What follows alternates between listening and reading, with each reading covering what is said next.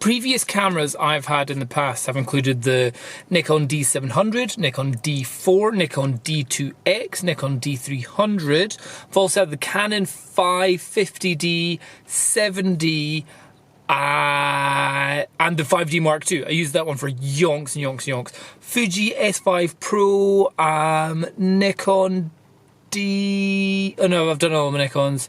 And then after dealing with all of them, just getting frustrated with their size, their bulk, their weight, their, the problems with full frame, especially with the stuff which I like, which is wide angle. So in other words, the lens is having lots more trouble with vignetting and lens distortion and just generally being crap at the corners. And just sheer size for wide angle full frame lenses. I quit and I moved to micro four thirds. So the cameras I use, the Panasonic GH4, what I'm shooting just now is the Panasonic GX8, we've got the Panasonic G7, all fantastic cameras with full flippy out screens, 16 megapixels, 20 megapixels, can do 1080p 4K recording. There's a little bit of a crop with the 4K recording, but not too much. And they can also do high frames a second. That one, the GX8, can do in photos up to 7 frames a second. This guy, in photos, if you stick on the electronic shutter, it can do 12 frames a second. Unbelievable. No, it can do 40 frames if you stick it into the 4K mode. So it takes 8 megapixel images and you put it on like a burst mode, you can do 40 frames a second. So like an 8 megapixel photo, 40 in a second. Boom, awesome. And if you're doing like full photo wise, I think this is up to 12 full 16 megapixel photos a second. And I'm just kind of laughing at the moment because oh my goodness, Canon's got new specs coming out. The Canon 5D Mark IV. Ooh, it's going to come out, and I'm so not interested in the specs. So what they're saying is 30 megapixels. Cool. Does anybody really care about the megapixels at the moment? The Nikon have like a 24 megapixel range, and then they've got their D800, 810 and all that stuff, which is a 36 megapixel range. And then it's got its other, like the D5, which is like 20 megapixels and stuff like that. But again, the pixels aren't the important thing. Nobody's ranting about the pixel size. Everyone that's ranting or like happy with stuff from Nikon is about the dynamic range and the ISO performance. They're just like, this is amazing. The amount of information we're able to pull back from the shadows, from underexposed images, from the highlights and overexposed images is astonishing. The D800 image quality is amazing too. For if you're editing your photos, the D800, oh, so good. The file sizes are massive, however, but they are just the best images you can really get. And same with the D700, fantastic. D750, 24 megapixel. Again, I was shooting that at 12,000 ISO.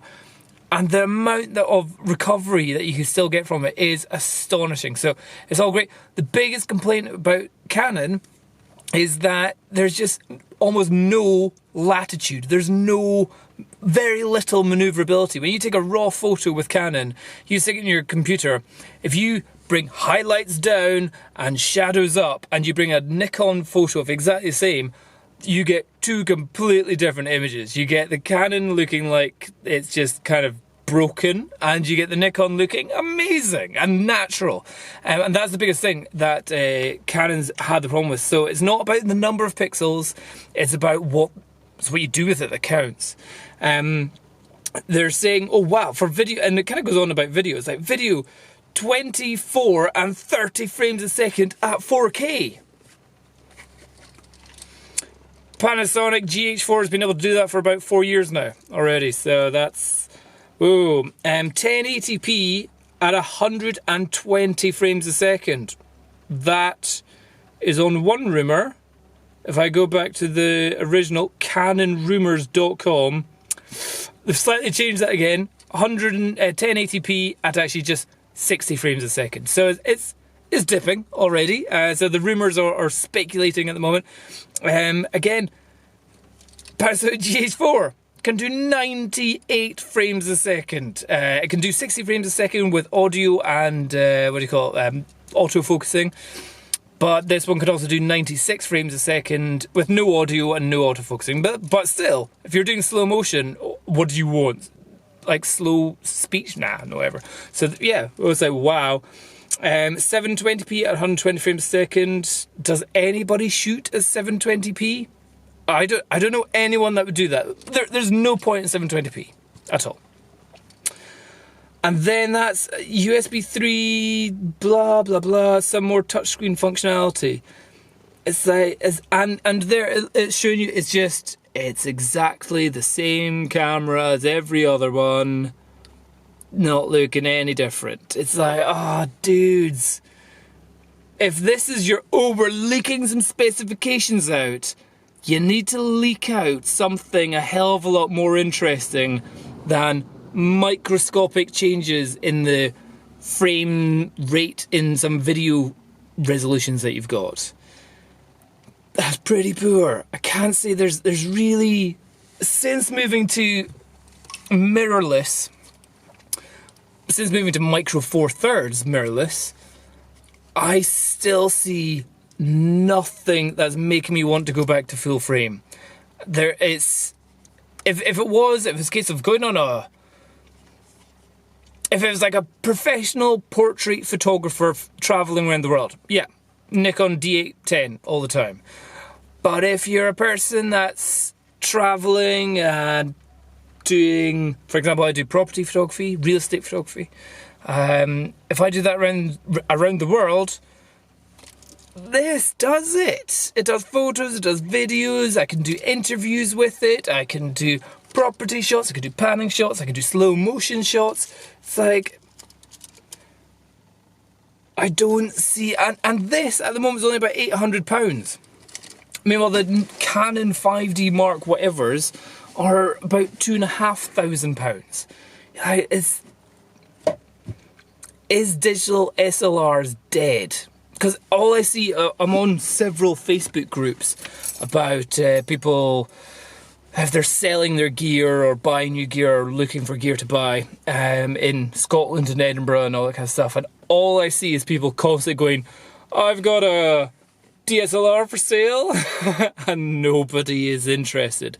So many people are putting up their DSLRs for sale and nobody's wanting to buy a second-hand one. Or maybe some students are, something like that. But the quality and the brilliantness that we're getting with the current batch of micro four thirds or just mirrorless cameras, it makes DSLRs seem like dinosaurs.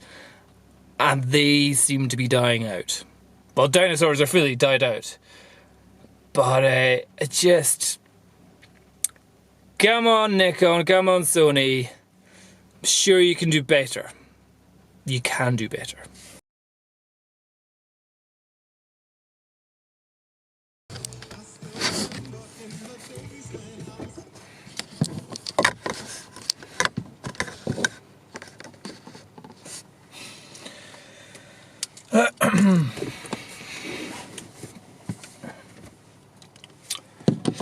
As